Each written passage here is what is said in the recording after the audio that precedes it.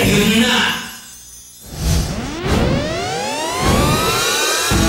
Tatlong linggo na mula nang ihatid sa kanyang huling hantungan si Jam Sebastian. Ngayon, nakasentro ang atensyon ng publiko sa naiwan niyang kasintahang si Mitch Ligayu. May balita kasing tuluyan na nitong papasukin ang showbiz. Nakausap ng Star Talk ang ina ni Jam na si Mami Maricar Fernando Sebastian.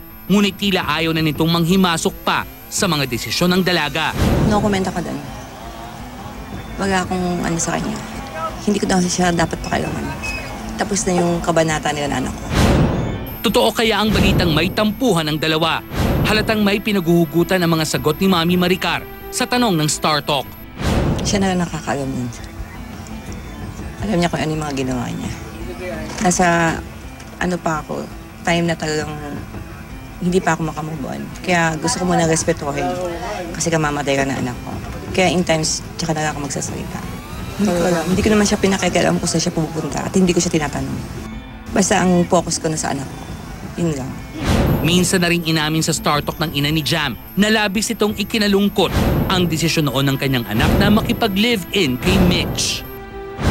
Tinext ko si Mitch. Sabi ko, Mitch, first time nagayo sa akin ni Jam. Kung sawa ka na sa anak ko, sorry mo sa akin. Yun na kasi ang sakit eh. Yung pag-ipat ng anak ko sa ibang bahay, sobrang sakit na sa akin. How much more kung mawawala yung anak ko? Hindi ko na kaya. May mga ulat ding lalong napalayo ang damdamin ni Mami Maricar kay Mitch nang maugnay ang pangalan nito sa baguhang singer na si Neo Domingo. Nauna nang itinanggi ng dalawa ang di umano'y espesyal nilang pagkakaibigan. Marami ako narinig pero in times, tsaka na lang ako magsasalita. Siyempre, hindi naman ako agad-agad naniniwala kasi parang gusto kong marinig mismo kay Pao, kay Mitch. Kung ano ba talaga yung totoo.